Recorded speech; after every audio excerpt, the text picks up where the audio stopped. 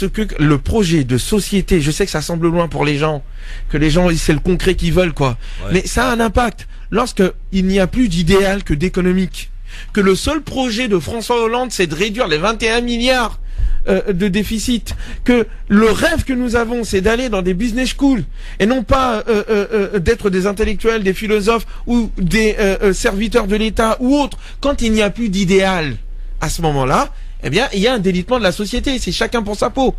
L'Union européenne, les politiques publiques qu'on a menées depuis 30 ans, on en vit les conséquences aujourd'hui. Que ceux qui voient loin le voient ou pas. Mais je reviens maintenant sur nos jeunes. Oui. Je pense que l'assimilation pour une partie de la jeunesse, et en l'occurrence maghrébine, parce que je pose quand même la question, je suis à Radio France Maghreb 2, oui.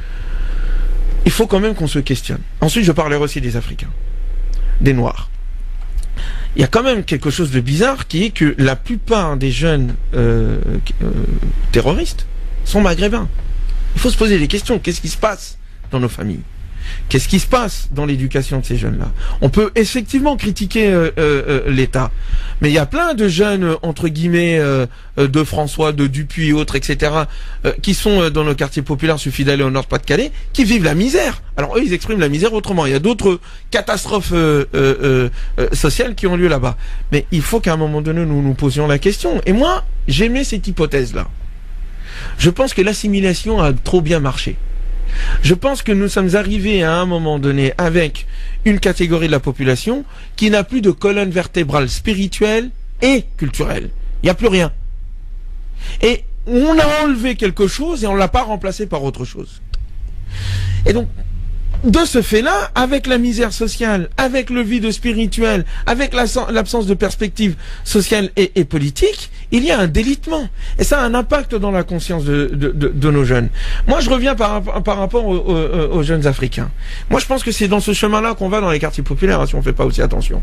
L'une des choses qui font qu'à un moment donné, les Traoré ou autres, on est entre Batili, qui a sauvé les Juifs, et Koulibaly, qui en a tué. On est entre ces deux-là. Hein. On n'a pas encore basculé de l'autre côté. Pourquoi? Parce que pour l'instant, dans ces familles-là, Traoré, autres, c'est des Soninké, je les connais très bien. La présence de la famille est extrêmement forte. La famille est là. La culture est présente. Alors, on essaie de la démolir en disant que c'est une culture archaïque, Foulane, Hélène et compagnie. Je me souviens d'un livre d'un monsieur qui s'appelle Hugues Lagrange qui disait que le problème des Africains, nous donc, moi en l'occurrence, c'est que le père était trop présent. Contrairement à ce qui se passe dans les autres sociétés, dans les autres populations, où le père est pas présent et les familles sont complètement délabrées. Lui, il disait que nous, on avait trop de familles. Et j'avais écrit un article en répondant que c'était justement ça qui nous sauvait.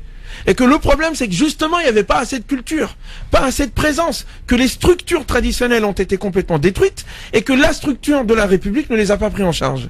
Donc il faut que nous repensions une nouvelle manière de construire notre jeunesse.